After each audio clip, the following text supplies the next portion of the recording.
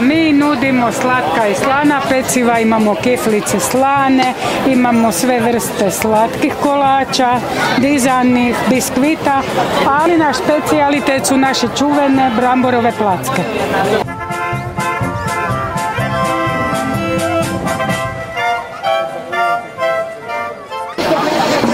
Gospođo, vam vruće? Jako.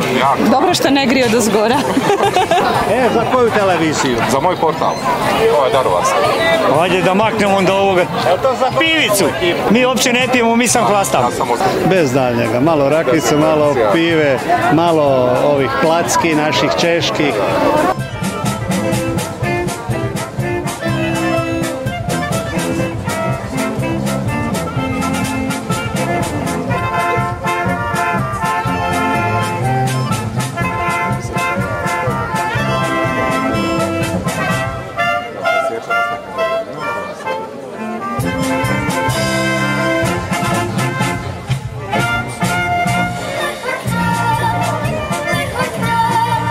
Imamo košulju, imamo prsluk, maramu, hlače i čizme.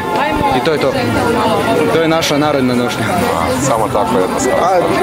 Tako, mi dečki jednostavno, ali cure mislim da su kompliciranije malo. Pa prenosimo danas koljena na koljeno, znači imamo košulju, prsluk, fertun, podsuknju i suknju.